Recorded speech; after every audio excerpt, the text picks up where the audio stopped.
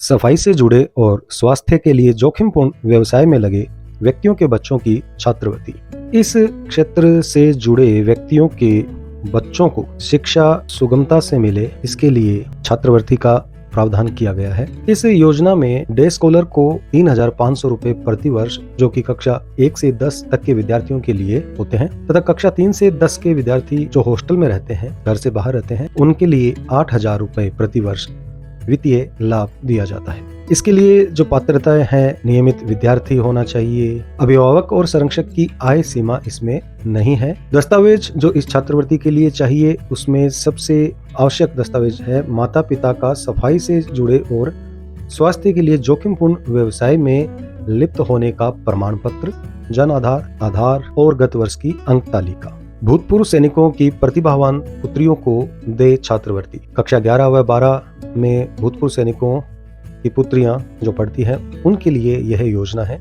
इस छात्रवृत्ति के लिए कक्षा 10 में न्यूनतम 55% अंक आने अनिवार्य है। इसमें 1,000 रुपए प्रति वर्ष वित्तीय लाभ मिलता है। आवश्यक दस्तावेज के बारे में बात करें तो इस छात्रवृत्ति हेतु भूतपूर्व सैनिक का डिस्चार्ज प्रमाण पत्र या परिचय पत्र की प्रति, जो कि सैनिक कल्याण बोर्ड द्वारा प्रमाणित हो, वह चाहिए। जैसा कि आप जानते हो, सभी योजनाओं में आजकल जन आधार व आधार नंबर अनिवार्य है, वो इसमें भी चाहिए।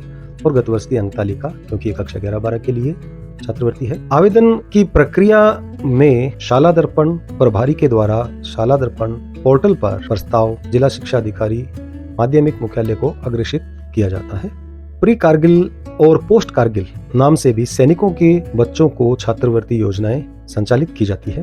कारगिल युद्ध से पहले जो भी युद्ध हुए, उनमें कोई सैनिक शहीद हुआ या स्थायी विकलांग हो गया हो, ऐसे सैनिकों के बच्चों को प्री कारगिल छात्रवृत्ति योजना दे होती है। इसमें वित्तीय लाभ 1,800 रुपए प्रति वर्ष छात्रवृत्ति प्रदान की जाती है। इसके लिए आवश्यक शर्त है कि विद्यार्थी उक्त युद्ध में शहीद या स्थायी विकलांग सैनिक का पुत्र या पुत्री हो, और इसके लिए भी अभिभावक की आय सीमा निश्चित नहीं की गई है। इसके लिए आवश्यक दस्तावेज सैनिक का शहीद या स्थायी विकलांगता का प्रमाण पत्र, भामाशाह जन आधार या आधार नंबर, गत वर्ष की अंक तालिका। और जैसा कि ये जितनी भी हम छात्रवृत्तियों की योजनाओं की बात कर रहे हैं, ये लगभग शाला दर्पण पोर्टल के द्वारा ही इनका आवेदन किया जाता है। प्री कारगिल छात्रवृत्ति की तरह ही पोस्ट कारगिल छात्रवृत्ति भी योजना के रूप में संचालित है। कारगिल युद्ध या 1 अप्रैल 1999 के पश्चात अगर कोई सैनिक शहीद हुआ या विकलांग हुआ, उनके बच्चों को इस प्रकार की छात्रवृत्ति दे होती है। इसमें भी वित्तीय लाभ 18,000 रुपए प्रति वर्ष है।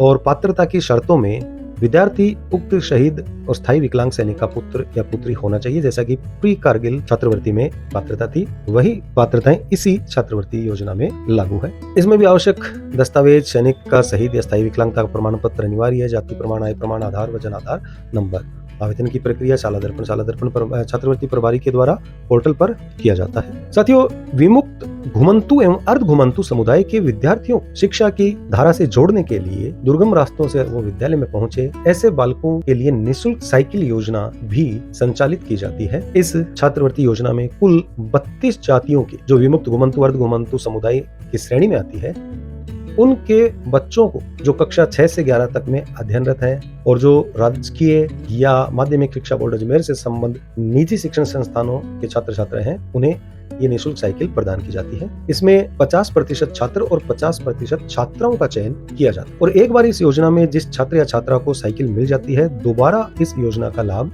नहीं ले सकता है। और 60% अंक लाना इसमें अनिवार्य शर्त रखी गई। आगे बढ़ते हैं और अब हम देखते हैं विशेष पूर्व मैट्रिक छात्रवृत्ति, अनुसूचित जाति, अनुसूचित जनजाति, देवनारायण गुरुकुल योजना। इस योजना में निजी उच्च प्रतिष्ठित आवासीय विद्यालयों को जो सुविधाएं, जैसा कि प्रवेश, शिक्षण शुल्क, स्वच्छ आवास, बिस्तर, पोशाक, विद्यालय और छात्रावास के लिए, लेखन सामग्री, गुणात्मक शिक्षा के लिए जितनी भी सहायक सामग्रियां हैं, तो जो देय राशि है वो अधिकतम 50,000 रुपए हो सकती है। और वार्षिक और विद्यालय द्वारा व्यय की गई वास्तविक राशि जो भी कम हो उसके बराबर होती है। कक्षा 6 में प्रवेश हेतु प्रति वर्ष प्रवेश पूर्व परीक्षा का आयोजन कर वरीयता के आधार पर इस योजना में चयन किया जाता है, जिसमें विद्यार्थी अनुसूचित जाति, जनजाति या अति पिछड़ा वर्ग का होना जरूरी है। और राजकीय या निजी विद्यालय से कक्षा 5 में न्यूनतम C ग्रेड से उत्तीर्ण होना भी अनिवार्य है। विद्यार्थी के माता पिता या संरक्षक आयकर दाता नहीं हो और राजस्थान का मूल निवासी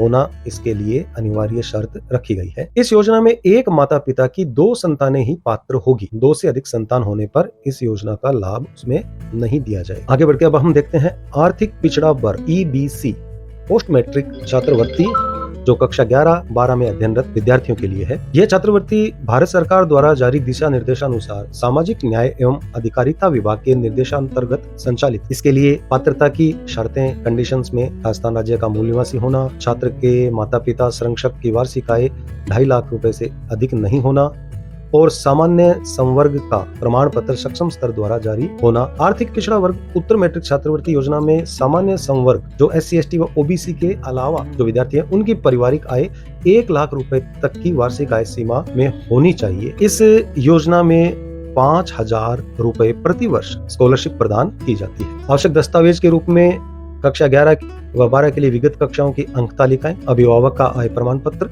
जाति प्रमाण पत्र, जन आधार नंबर एवं सामाजिक न्याय एवं अधिकारिता विभाग द्वारा जारी निर्देशानुसार आवश्यक दस्तावेज इसके लिए अनिवार्य होते हैं। बालिका शिक्षा प्रोत्साहन। साथियों, विगत कुछ सालों में बेटी बचाओ बेटी पढ़ाओ नारा हम सभी ने देखा, सुना, बोला है और इसकी महत्ता भी समझी है और इसका कारण भी हमने समझा है कि किस कारण से बालिका शिक्षा को प्रोत्साहन देना नितांत अनिवार्य है। और इसी कड़ी में लोक कल्याणकारी सरकार विद्यार्थियों के लिए कल्याणकारी योजनाओं के रूप में बालिकाओं के लिए अलग सा प्रावधान करती है। तो बालिका शिक्षा फाउंडेशन के रूप में अनेक योजनाएं संचालित की जाती है। तो आइए इनमें से कुछ प्रमुख योजनाओं को अब हम देखते हैं। गार्गी पुरस्कार, आप सभी जानते हो कक्षा 10 में न्यूनतम 75% अंक या इससे अधिक अंक जो छात्राएं प्राप्त करती है और जो कक्षा 11-12 में नियमित अध्ययनरत उन बालिकाओं को गार्गी पुरस्कार के रूप में कक्षा 11 में 3,000 रुपए और कक्षा 12 में 3,000 रुपए अर्थात कक्षा 11-12 में कुल 6,000 रुपए 2 किस्तों में प्रदान किए। और यह पुरस्कार के लिए आवेदन बालिका शिक्षा फाउंडेशन द्वारा साला दर्पण के माध्यम से ऑनलाइन आवेदन करके लिया जाता है। बालिका प्रोत्साहन पुरस्कार, इस नाम से भी योजना संचालित है जो बालिका शिक्षा को बढ़ावा देती है। इसमें वित्तीय लाभ एक मुश्त 5,000 रुपए बालिकाओं को प्रदान किया जाता है जो कक्षा 12 में कम से कम 75% या इससे अधिक अंक प्राप्त करती है और उन बालिकाओं पर उनके अभिभावकों की आय, व्यवसाय और जाति वर्ग आदि का कोई बंधन नहीं होता। अर्थात जिस किसी भी वर्ग की बालिका छात्रा को कक्षा 12 में 75% अंक से अधिक प्राप्त होते हैं उन्हें यह बालिका प्रोत्साहन पुरस्कार प्राप्त होता है। लेकिन इसके लिए आवेदन करना होता है। अगर आवेदन नहीं किया जाता तो यह प्रोत्साहन पुरस्कार नहीं मिलता है। शिक्षकों, देखो इसमें हमारी जागरूकता की बहुत बड़ी भूमिका है और हम छात्राओं को इस योजना के बारे में अवगत निश्चय कराएंगे। इसके लिए बालिका शिक्षा फाउंडेशन द्वारा साला दर्पण के माध्यम से ही इसके भी ऑनलाइन आवेदन होते हैं। इंदिरा प्रियदर्शिनी पुरस्कार, बालिकाओं के लिए इस योजना में उच्चतर अध्ययन के लिए बहुत अच्छे प्रावधान किए। यह 3 श्रेणियों में पुरस्कार प्रदान किया जाता है और शिक्षा व संस्कृत शिक्षा विभाग दोनों के विद्यालय के विद्यार्थियों को यह पुरस्कार प्रदान होते हैं। साथ में प्रवेशिका और वरिष्ठ उपाध्याय अर्थात शिक्षा जगत के जितने भी प्रकार विभाग है उन सभी के विद्यार्थियों के लिए ये योजना, ये पुरस्कार सर्वमान्य रूप से उपलब्ध है। इसमें कक्षा 8 के विद्यार्थियों को 40,000 रुपए, कक्षा 10 के एवं प्रवेशिका के विद्यार्थियों को 75,000 रुपए और कक्षा 12 एवं वरिष्ठ उपाध्याय के विद्यार्थियों को 1 लाख रुपए और स्कूटी प्रदान की जाती है।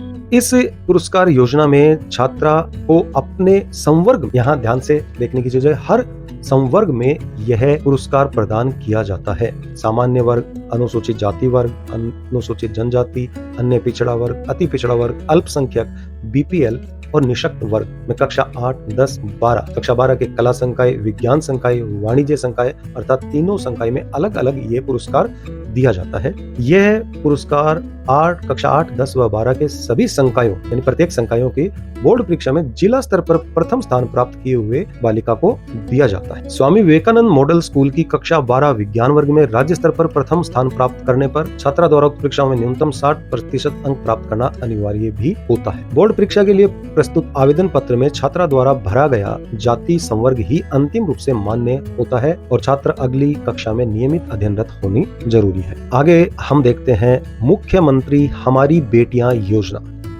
बालिका सशक्तिकरण, बालिका शिक्षा प्रोत्साहन के लिए यह योजना मील का पत्थर साबित हो रही है। इस योजना के द्वारा मेधावी विद्यार्थियों को प्रोत्साहन और मोटिवेशन मिलता है। इसके लिए पात्रता राजकीय विद्यालयों में अध्ययनरत रहते हुए माध्यमिक शिक्षा बोर्ड राजस्थान अजमेर की कक्षा 10 की परीक्षा में प्रत्येक जिले में प्रथम व द्वितीय स्थान प्राप्त करने वाली 2 मेधावी छात्राओं का चयन इस योजना के लिए किया जाता है। अर्थात जितने जिले हैं प्रत्येक जिले में प्रथम 2 स्थान वाली बालिकाओं का चयन इसमें किया जाता है। इस 75% अंक अनिवार्य है। यदि किसी जिले में बालिकाओं के 75% से ऊपर अंक नहीं आते हैं तो वो चयन की हकदार नहीं होगी।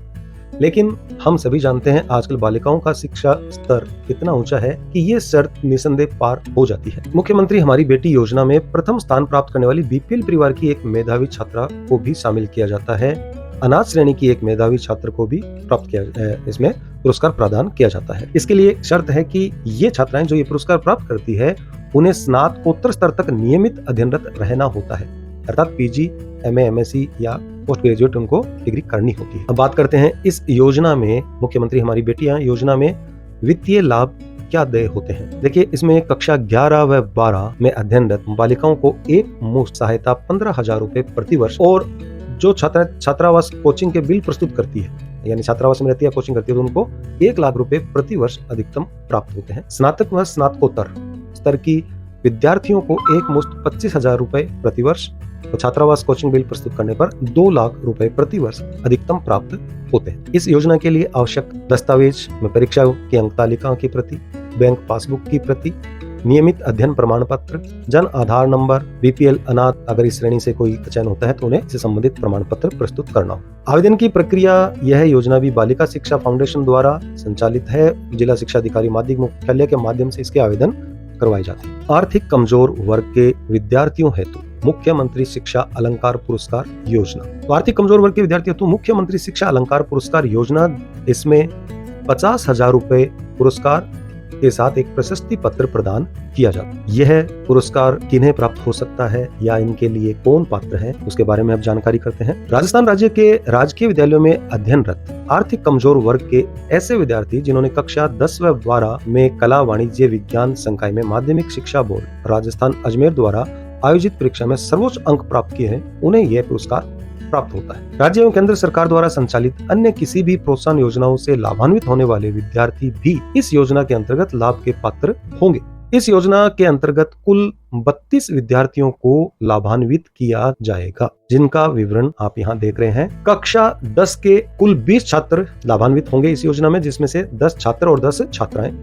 कक्षा 12 के कला, विज्ञान और वाणिज्य तीनों संकाय में से प्रत्येक में से 2 छात्र और 2 छात्राएं शामिल होंगी, अर्थात कुल 16 छात्र और 16 छात्राएं इस पुरस्कार की हकदार होंगी। आवश्यक दस्तावेज, इस पुरस्कार योजना के लिए विद्यार्थी का आधार, जन आधार कार्ड, अभिभावक का आर्थिक कमजोर वर्ग का प्रमाण पत्र जो सक्षम स्तर से जारी हो, अंक तालिका और नॉन जुडिशियल शपथ पत्र देना होता है। इस पुरस्कार के आवेदन का माध्यम रहेगा जिला शिक्षा अधिकारी मुख्यालय माध्यमिक, जो ऑनलाइन प्रस्ताव तैयार करके भेजे जाए। साथियों, हम अभी बहुत सी कल्याणकारी योजनाओं, छात्रवृत्ति योजनाओं के बारे में विस्तृत रूप से देख रहे हैं, समझ रहे हैं। समय की भी एक सीमा है, इस कारण हम समस्त योजनाओं के बारे में चर्चा इस समय नहीं कर सकते। आगे हमारा जब दूसरा सत्र होगा तब हम इन महत्वपूर्ण योजनाओं को और विस्तृत तरीके से समझेंगे। तब तक आप भी इन योजनाओं से संबंधित जानकारी जुटाते रहेंगे और इनका उपयोग करके छात्रों को लाभान्वित करते रहेंगे। तो जैसा कि आप यहाँ देख रहे हो, राष्ट्रीय प्रतिभा खोज परीक्षा, राज्य प्रतिभा खोज, एनएमएमएस, एमडीएम योजना, निःशुल्क साइकिल, ट्रांसपोर्ट वाउचर योजना,